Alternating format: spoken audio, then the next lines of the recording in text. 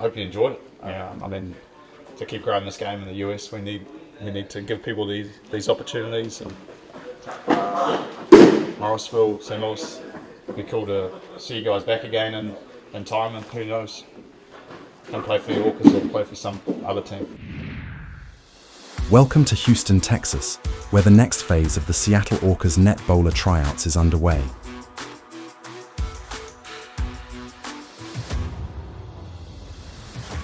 In the hot and humid conditions, bowlers from around the region come to demonstrate their talents. With high hopes and determination, these players aim to make a strong impression and become valuable assets for the team.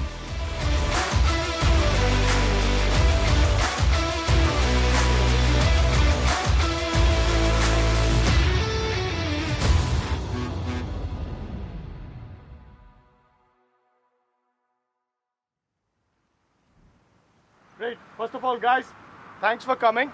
We really appreciate it that you guys came from many different locations, and thanks for trying out to be a net bowler here for Seattle Orcas. We really appreciate it. So first and foremost, one introductions. You guys all probably know Coach Sushil Nadkarni. He was the captain of USA team. He was the chairman of board for USA Cricket, and he has a huge pedigree in terms of what he has achieved. So he's gonna be one of the evaluators. So another one is gonna be Hamad Azam, who's our domestic player, Seattle Orcas domestic player, and again a all-rounder. So he knows what he's doing. So he'll be a very good person as well. So we'll start first by kind of knowing who all is here. We're gonna divide you guys up into spinners and into pacers. You can break it down really bowlers into two types. You've got pace bowlers and you've got spin bowlers. So then you break them into sort of subgroups into that. So pace bowlers, you'll have your express pace bowlers, the guys who bowl really fast. You're talking 100-mile-an-hour pitches in baseball. And you'll have those sort of medium pace bowlers who bowl, in our game, you'd say sort of between 125 and 135 Ks. You're sort of 80 to 85 mile-an-hour pitches in baseball. So then you have the type of bowlers who move the ball or swing the ball in the air. And you'll have the other types of bowlers, pace bowlers, who hit the wicket and they use the seam and the ball moves around off the seam. So that's seam bowlers and swing bowlers. Then you've got your spin bowlers. You break that group into two types. You have wrist spinners and finger spinners. Finger spinners, you have off spinners who just tend to turn the ball, if you're a right armer like me, turn the ball back into a right-handed batsman. Wrist spinners tend to use their wrist a little bit more and part a little bit more spin onto the ball. So as a bowling coach, it's a lot to work with, right? You're technically working with very different elements, very different skills, very different technical aspects, and also very different game plans with each type of bowler as well. So the game's very much built on matchups, matching up types of bowlers versus types of batsmen. All right, so if you're a off spinner, how many off spinners here? So off spinners, mostly looking to hit off stump. All right, a little bit outside of turning into off, right? Just see how consistently you can do that. And then you have leggies.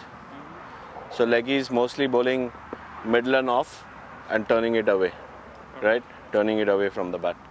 So just bowling consistency over there, all right? Clarity in your thought process. I think that is something that is probably one of the most important things when it comes to bowling, because once you've released the ball, those split seconds in between releasing it and the batter reacting to it, you have no control over that. So just being clear with regards to what you want to execute, I think that's very, very important. I think as a young cricketer, I was very emotional, where if I didn't execute something, I kind of changed my plan. Whereas if the plan is right and I don't execute, stick with the plan. And as you practice more and more and more, your execution rate goes up. So I think, those two things for me in the last, I would say probably 8-9 years have been my sort of go-to and default. So having plan in place and making sure that is aced, and then execution, keep working on that every single day. And some days it's really good, and obviously there are going to be days where you don't execute, but just making sure that those two things are, really nailed on. Okay, do couple of more balls. I know you all are a good bowler. You guys are trying a little too hard to give space or something. I want length balls. So just make it a target, try to hit the stumps. That way might be easy for you to hit the length, right? Because there are just like 6-7 balls till now. You guys hit the length. Most of them are wide, short length. So do a couple of more balls. Try to again hit the length. We want a little bit more accuracy. I know you are good, you can do it. So just try to hit the stump. I guess that would be easy. Just try to hit the top of stump, hit the bales. So it will make a little bit easy.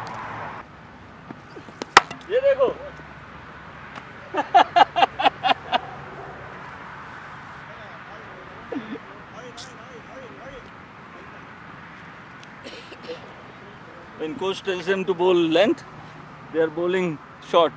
Now coach is telling them to bowl Yorker, now they are bowling length. That's great. I'm Jagrit. I actually from San Antonio. I played a couple of seasons for Lone Star Athletics in 2020 and 2021, and currently I am changing my team. I'm actually going to play for HICC this season in Houston, but I also play cricket in San Antonio, Austin. I'm actually like travel. I go wherever I can get the opportunity to play. Playing for Orcas, giving even a trial for Orcas is like a dream come true for players like us. There's so much talent in Houston, especially if you see. So I have no words, but I'm very grateful that I got the opportunity to come and give a trial here.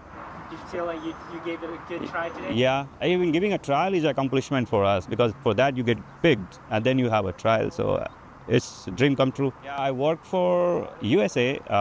It's a bank in San Antonio, and is it hard to balance cricket and playing for? Yeah, it's really hard, especially when your family grows. But for cricket, everything is fine. For cricket, we can do everything. So yeah. Hi, we have a young talent that showed up for the bowling talent hunt today, and when you see him, he reminds us of the great Rashid Khan. And so I don't know if you're related or you've modeled yourself after him. Yeah, I'm so happy to hear, and I will try to be a good player always. Actually, I'm not Rashid Khan, but I want to try to be one of us like Rashid Khan. Yeah. That's what we saw when you came in to bowl. So looking forward to seeing you in action. My name is Abdul Malik. I'm originally from Afghanistan. Many people call me Rashid Khan. Actually, not I'm Rashid Khan, but I want to try one of us like Rashid Khan. So that's it, yeah. I have to work because I'm alone here and all of responsibility for me. So I work every day, like sometimes 14 hours, 10 hours, and then after I go to practice, yeah. What would it mean for you to go play for the Orcas? Oh, I will try. That team is a good team here. A lot of national players coming for that team. So I'm so excited first, and I really happy. So I will hard work for next level to success, and then part of the settle team. The tryouts in Houston have come to a close, marking the end of the tryouts overall. Now, the coaches face the challenging task of reviewing all the candidates and narrowing them down to 7 finalists.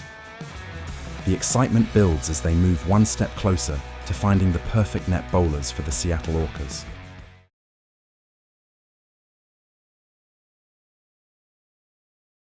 Zuper is the proud sponsor of the Seattle Orcas. And just like winning cricket teams, top field service organizations know that hiring, nurturing, retaining, and optimizing talent is a key to success. Zuper enables and empowers organizations to transform their workforce into Zuper professionals.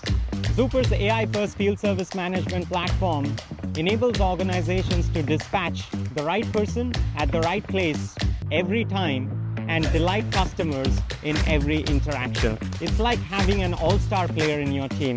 Zuper will enable you to optimize and maximize operational efficiency and help you deliver championship-level service to your customers. Visit zuper.co for more information, and go Orcas!